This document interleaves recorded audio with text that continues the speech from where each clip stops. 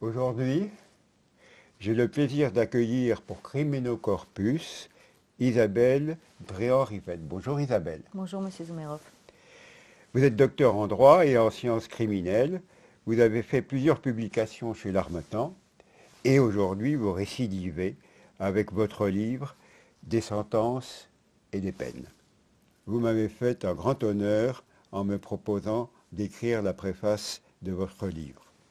J'ai d'abord été très impressionné par la densité de tout ce que vous avez écrit dans votre livre concernant à peu près tous les sujets qui concernent la justice. La disparition de la droite et de la gauche française et des espérances qui s'y rattachent, des dangers d'un état d'urgence trop prolongé, des lois anglo-saxonnes, des lois françaises, des lois canadiennes, de la criminologie, de la gestion économique de la justice, de la psychiatrie et bien entendu du rôle essentiel du juge d'application des peines avec vos collègues, le juge d'instruction et le procureur de la République. Le juge d'application des peines est une institution très récente, je crois, qui date de décembre 1958. Et c'est pour moi le complément des lois françaises concernant la réinsertion des détenus. Alors, pour moi, j'ai un procédé un peu différent de classer l'importance du juge d'application des peines par les trois lettres PPP. Alors, le premier P, c'est le côté physique, parce que le travail d'un juge d'application des peines, vous en parlerez de vos journées qui sont parfois terrifiantes, extrêmement occupées, dans des conditions peut-être de voyage et de transport difficiles.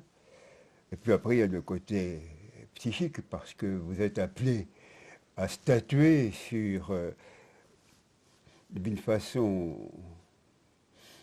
importante pour le justiciable, par la connaissance de sa personnalité, sur des sujets qui sont pas forcément la loi, mais qui sont basés sur le côté humain de la justice française et qui sont particulièrement utiles pour la connaissance du détenu. Et puis le côté pathologique, qui me paraît évident par le fait que de ce côté-là, vous avez souvent à juger des individus qui relèvent de pathologies graves, comme les malades mentaux, les drogués, les individus qui sont en voie de radicalisation et dont l'objet souvent est la mort d'autrui. Alors, je vais vous poser la première question, évidemment. Comment vous pouvez gérer un emploi du temps aussi touffu? Permettez-moi tout d'abord de vous remercier, cher Monsieur Zoumerov, de m'avoir fait l'honneur d'écrire cette préface. Et pour rebondir sur les propos qui ont été les vôtres à partir de cette définition originale, atypique, mais qui me parle profondément sur les fonctions de juge de l'application des peines, je rajouterai un troisième P, même un deuxième P, à la lumière de notre rencontre d'ailleurs, c'est passionné. Passionné par les valeurs humaines d'abord qui nous lient profondément et ce depuis de très nombreuses années. Donc le terme effectivement pour répondre à votre question c'est la passion et le sens du pragmatisme. Pouvez-vous décrire un emploi du temps type et aussi vos manques de moyens? Alors l'emploi du temps type du juge de l'application des peines ne s'inscrit pas comme ça de façon très précise parce qu'il est fait de plein d'éléments toujours inattendus. Les grandes lignes directrices qui caractérisent les fonctions du juge de l'application des peines, c'est d'avoir ce site particulier, et c'est un des seuls magistrats qui a cette chance, me semble-t-il, c'est d'être à la fois au dedans et au dehors. c'est-à-dire au dehors parce que le magistrat est dans la cité. Il est là pour protéger les individus, pour être garant du bon fonctionnement de l'ordre public, pour être proche des victimes, pour accompagner les personnes vers la réinsertion et le retour de la cité. À ce titre, il intervient de multiples façons pour pouvoir permettre de la mise en place d'enquêtes de façon très précise, pour essayer déjà de préparer le terrain pour voir de quelle façon la personne peut retrouver sa place dans la société. Il est également en dedans parce que c'est lui qui côtoie au plus près les personnes qui sont détenues, qui connaît de l'intérieur le monde pénitentiaire et qui effectivement œuvre également sur le registre de la réinsertion. Donc c'est cette singularité-là qui permet au juge de l'application des peines d'être véritablement actif et qui effectivement se caractérise par des journées qui sont extrêmement bien remplies, à la fois de la prévention de la récidive, de la resocialisation, mais aussi des fois c'est possible de la sanction, notamment lorsqu'il peut y avoir par exemple des incidents en détention qu'il convient de gérer. De votre responsabilité, de votre jugement va dépendre la longueur du temps que le prisonnier va passer en prison. Et c'est important, parce que 6 mois de prison en plus ou en moins, ça n'a l'air de rien, mais c'est énorme. Alors comment faites-vous, par exemple, pour apprécier, oui ou non, si un prisonnier a la permission de sortir ou de leur donner la possibilité du bracelet électronique ou d'une libération conditionnelle? Alors sur ce point, je m'en réfère tout simplement à nos normes juridiques qui se basent sur le texte de loi d'abord et avant tout.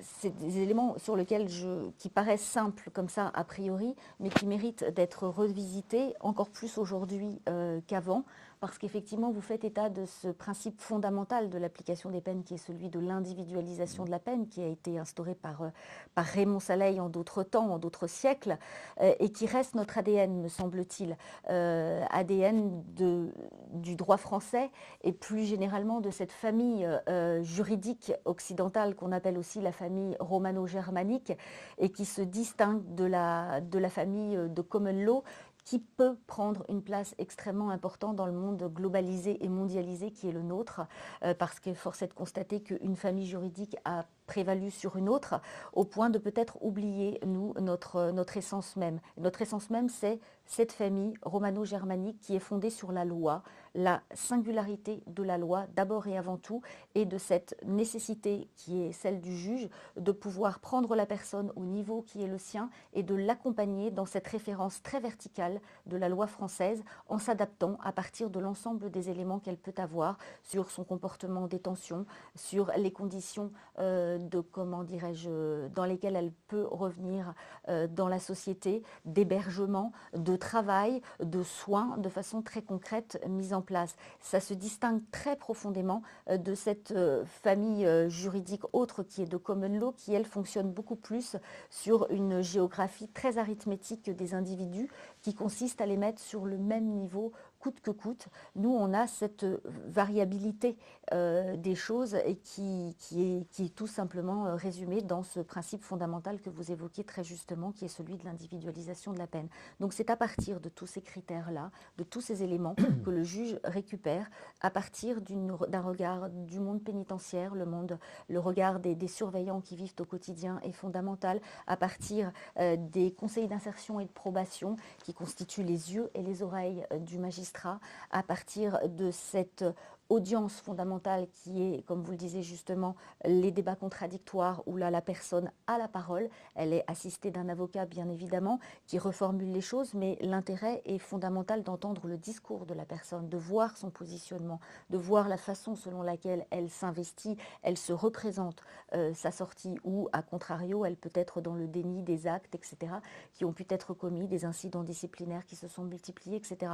Et le juge de l'application des peines, il est là pour recueillir l'ensemble de ces informations et à la lumière de ce principe d'individualisation, de traduire ça par une décision juridique qui doit toujours toujours faire œuvre de pédagogie et expliquer par le biais de la motivation du jugement les raisons pour lesquelles il accepte et les raisons pour lesquelles il rejette.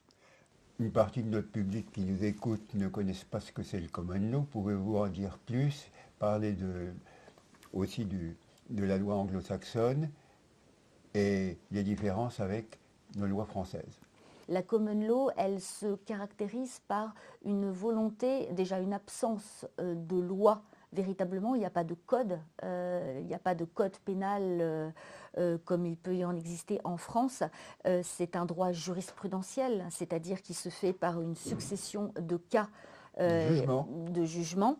Le juge n'a pas du tout la même fonction et cette absence de texte et de justement ce que moi j'appelle une forme d'horizontalité, l'idée c'est d'unifier sur le principe du consensus les individus, d'arriver à une égalité véritable entre les individus qui sont tous soumis à la même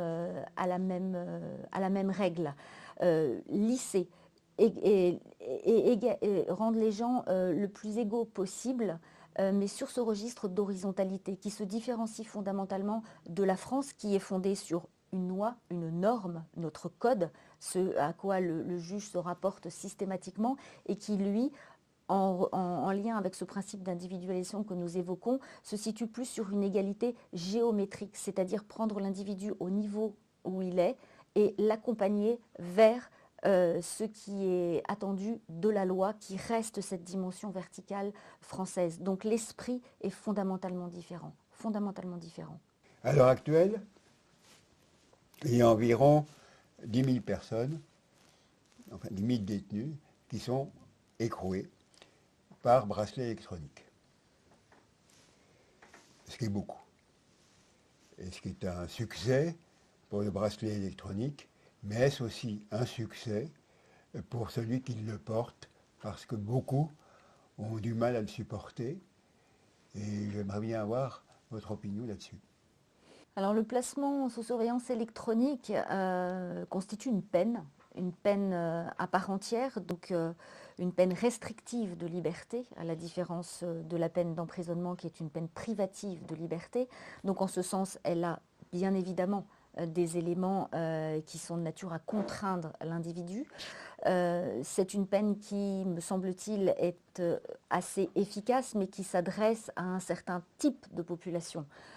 Toutes les personnes condamnées ne peuvent pas répondre aux obligations du bracelet électronique parce que déjà il faut des éléments de base qui consistent à avoir un lieu, où le dispositif même de placement sous surveillance électronique est susceptible d'être mis, ce qui n'est pas le cas de toutes les personnes qui sortent de détention de façon sèche, selon l'expression, par manque déjà de lieu d'habitation, que ce n'est pas possible pour certaines personnes qui ne sont pas en mesure de pouvoir répondre aux exigences, c'est-à-dire de répondre à des critères horaires qui s'imposent à des individus parce que ça nécessite une dimension symbolique extrêmement importante que certaines personnes détenues ne sont pas en mesure de pouvoir répondre, à la fois d'un point de vue, comme je l'ai indiqué, matériel avec cet hébergement nécessaire, mais également cette capacité de s'astreindre soi-même à le respect des horaires qui ont été préalablement définis par le juge de l'application des peines. Mais ça reste une peine profondément efficace et utile. Est-ce que, selon vous, toutes les conditions pour arriver à cette réinsertion est bien perçue ou bien appliquée par l'administration pénitentiaire? Alors, je vais vous dire tout de suite, l'administration pénitentiaire, j'ai le plus grand respect pour elle, mais elle n'est pas responsable de tout. Les moyens qui leur manquent, ce sont des moyens aussi financiers, et ça ne dépend pas d'eux. La surpopulation, ils n'en sont pas maîtres non plus. Et ils doivent, malgré tout ça, faire face à leur tâche principale, qui est la réinsertion. Alors je dirais aussi que sur la réinsertion, je ne suis pas tout à fait d'accord sur le mot qui n'est pas perçu par tout le monde de la même façon. Pour moi, la réinsertion, c'est qu'une fois qu'ils sortent de prison, ils puissent trouver un travail et un logement. Sans ça, la réinsertion est très difficile. Or, l'administration pénitentiaire, une fois que le détenu est sorti de prison, n'a plus aucun pouvoir sur eux. Qu'en pensez-vous? Je partage votre point de vue sur les nécessités fondamentales humaines de base qu'il existe pour chacun de nous, à savoir un hébergement et un travail. C'est souvent des choses très basiques mais qui sont oubliées. L'administration pénitentiaire a deux volets. Il y a le registre sécuritaire, c'est le travail remarquable que font les surveillants de prison chaque jour au quotidien, qui n'est pas un travail facile dans les conditions de moyens que l'on connaît. Et il y a cette autre dimension de l'administration pénitentiaire qui accompagne vers la réinsertion.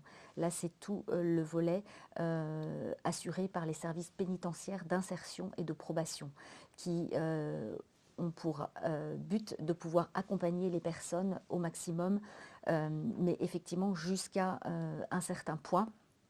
Alors, cela étant, je rebondirai effectivement, et c'est aussi des éléments qui caractérisent notre rencontre, cher Monsieur Zoumerov, c'est l'alliance, peut-être, comme une forme d'opportunité ou de nouveau champ des possibles, de pouvoir, à la lumière du centre de détention que j'ai la chance, dans laquelle j'ai la chance d'intervenir, c'est d'associer le public et le privé. C'est-à-dire cet établissement est le premier établissement en France à gestion mixte, c'est-à-dire qui fait intervenir des capitaux à la fois publics et privés, et qui pourrait, me semble-t-il, en prenant une autre dimension, pouvoir faire en sorte d'accompagner ces personnes jusqu'au bout dans cette dimension très pragmatique, mais qui nous unit depuis longtemps et pleine de bon sens, c'est-à-dire cet hébergement et ce travail, cette valeur travail. C'est le terme de valeur de travail que je mettrai en œuvre, c'est-à-dire loin de moi l'idée que le monde de l'industrie se substitue à l'État, qui reste encore cette valeur fondamentale française, hein, cette verticalité nécessaire, mais savoir s'entourer pour l'État de personnes ressources fondamentales qui savent transmettre. Alors évidemment, il y a cette notion de moyens et de capitaux que vous incarnez, Monsieur Zoumerov, et que beaucoup de personnes qui ont eu la chance de vous rencontrer sur leur chemin ont pu s'en saisir. Ce sont des travaux, effectivement, comme j'avais pu l'évoquer en d'autres temps, des travaux de la chaire de recherche de HEC Paris, sous le haut patronage de Monsieur Emmanuel Faber, PDG de Danone, mais également de Mohamed Younous, qui était un prix Nobel d'économie, pouvoir réunir toutes ces forces-là, ces forces du monde industriel, du monde de l'entreprise, par cette valeur travail. Effectivement, il y a la dimension de capital derrière tout ça et d'argent, mais il y a d'abord cette dimension de mise en mouvement par le travail d'un individu, qui, me semble-t-il, est cette valeur phare qui va lui permettre de pouvoir réintégrer en toute sécurité, avec cet hébergement que vous évoquez, qu'on ne perd jamais de vue, avec cette notion de travail, reprendre sa place à l'intérieur de la cité au sens étymologique du terme. Ce que vous dites là est parfaitement juste, et je pense qu'une organisation comme celle-là devrait exister le plus rapidement possible, parce que le détenu qui ne pense qu'une chose, c'est de trouver du travail, qui n'en trouve pas, quelle est la ressource qui lui reste? D'autant plus qu'il a un casier judiciaire et que c'est pas évident, et que j'ai connu des détenus qui ont refusé du travail parce qu'il avait un casier judiciaire. Tout ça n'est pas facile. Si on leur donne du travail, le travail lui procurera aussi le logement, parce qu'il aura l'argent pour le payer. Vous avez mentionné un intérêt tout à fait spécifique, que la criminologie soit inclue dans une science universitaire. Ceci semble extrêmement important pour qu'il y ait une bonne adéquation entre la chancellerie, les lois, et que tout ça soit cohérent. Et d'autre part, nous sommes dans un gouvernement complètement inattendu, où la suppression gauche-droite est une chose complètement nouvelle, et donc il y a de ce côté-là une espérance que l'on n'a jamais eue. Alors je voudrais avoir votre opinion sur ce sujet pour conclure notre entretien. Avec les mutations politiques récentes et qui ont fait s'effacer ce clivage gauche-droite, il y a manifestement une opportunité pour la discipline criminologique, la science universitaire criminologique de renaître, j'ai envie de dire de ses cendres, puisque celle-ci a eu l'occasion de pouvoir exister très brièvement il y a quelques années. Elle a été créée quelques mois après sa disparition est arrivée dans le même courant. Peut-être parce que celle-ci a été prise au piège de clivage politique gauche-droite qui s'efface aujourd'hui avec cette nouvelle actualité politique qui se présente à nous, et que cette discipline constitue un intérêt fondamental dans le sens où, me semble-t-il, elle est à la lumière du juge de l'application des peines, encore une fois de façon très terre-à-terre. Le juge de l'application des peines peut, et je l'ai dit tout à l'heure, à la fois être répressif quand il s'agit de sanctionner des comportements inacceptables en détention. Je fais état par exemple à des agressions sur des surveillants, mais il est bien évidemment également sur le registre de la réinsertion, c'est-à-dire quelque chose de positif qui accompagne vers le monde social. Et donc la criminologie était prise au piège de ça, la création de la criminologie, où elle était cataloguée et étiquetée de droite, et donc particulièrement répressive comme un outil au service d'une répression, ou alors elle était vue sur un registre beaucoup plus social et libertaire presque, et ce mot est à dessein, plus des idées de gauche. Aujourd'hui, ce qui a valu, je pense, sa naissance et sa mort consécutive, aujourd'hui les choses sont différentes, puisqu'il y a cette opportunité de pouvoir dépasser ces clivages idéologiques dont la criminologie s'est retrouvée prisonnière, me semble-t-il. Et c'est encore une fois une exception française que nous retrouvons, puisque les Canadiens, par exemple, sont fondamentalement interrogés par cette volonté très franco-française de vouloir rattacher la criminologie à une idéologie politique. Elle est au-delà de ça. Elle est à la fois quelque chose Tout de à fait. service qui peut être effectivement de comprendre des mécanismes et qui peut être perçu comme répressif, mais elle est aussi d'abord et avant tout pour une forme de resocialisation. Et j'interviendrai sur ce point en particulier. Les chantiers de la justice actuels sont nommés effectivement ce 5e chantier sur le sens de la peine. Le sens de la peine est effectivement quelque chose de fondamental, mais il est la deuxième étape, me semble-t-il. Il est la deuxième étape, et la première doit être d'abord une intelligibilité du crime, c'est-à-dire comment pouvoir faire en sorte qu'une peine ait un sens si on n'a pas compris préalablement l'intelligibilité, le sens même du crime. Et ça, le crime, le juge et n'importe qui peut le comprendre grâce à cette discipline criminologique qui constitue un outil expertal profond qui permet d'avoir un regard sociologique, psychiatrique, psychologique, de réinsertion de l'individu. Et c'est ça qui est fondamental à pouvoir prendre en compte, parce que ça redonne une autre dimension symbolique à la peine en France. Et bon, espérons que la criminologie a une nouvelle vie qui s'ouvre à elle avec ces mouvements politiques qui sont en train de se passer en France. Le nouveau gouvernement qui existe maintenant depuis près d'un an va faire face à un nombre de problèmes qui est un héritage. Il y arrive, mais il faut quand même savoir tout ce qui ne va pas.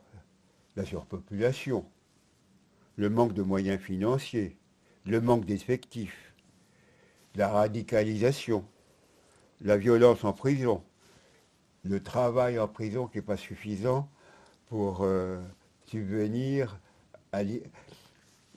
aux prisonniers qui, certains, passent 22 heures en cellule. Et puis, cette possibilité aussi qui doit devenir de plus en plus importante, c'est de penser quand même à ce qu'on disait tout à l'heure, à la vraie réinsertion, celle de leur trouver du travail à la sortie de la prison. Alors, vous êtes évidemment, comme beaucoup de gens, comme beaucoup de Français, attentifs à ce que le nouveau gouvernement va faire en cette matière. Alors, vous, personnellement, concernant votre métier et la justice en général, qu'attendez-vous? J'interroge sur la nécessité, au-delà peut-être des financements, etc., qui sont souvent ces éléments mis en avant et qui sont indispensables à avoir, effectivement, sur une nouvelle grammaire, si je puis dire, du droit de punir. Ce droit de punir qu'a évoqué Beccaria en d'autres temps, qui n'est pas sans lien avec l'intitulé de l'ouvrage, interroger sur une nouvelle philosophie du droit de punir au sens général du terme, de pouvoir comprendre que ce droit de punir est au carrefour de plein de dimensions, comme je l'ai indiqué, normatives d'une part, prendre conscience de notre ADN juridique. Elle est au carrefour de mouvements politiques qui sont en train d'œuvrer là, qui peuvent permettre l'émergence de disciplines comme la criminologie. Elle est au carrefour d'une autre dimension économique dans laquelle vous intervenez, Monsieur Zoumerhoff, pour pouvoir essayer de trouver les moyens où ils sont, par effectivement les finances, mais également cette dimension de remise en œuvre, de remise en mouvement de la personne par le travail, et permettre ensemble, mettre en place que des personnes qui ont pu faillir à un moment donné deviennent en mesure de pouvoir se reprendre en main et de pouvoir aller vers une forme d'émancipation. Le juge de l'application des peines, il est juste ce passeur qui permet d'essayer de comprendre ce qui s'est passé, de boucler la boucle de la chaîne pénale et de permettre la réinsertion. Il permettrait, par une très courte phrase, de passer de la faillibilité à la capacité. Je finirai cet entretien en citant la phrase de Beccaria, écrite en 1764, d'ailleurs que vous avez citée tout de suite au début de votre livre, et qui est certainement le leitmotiv pour lutter contre la criminalité.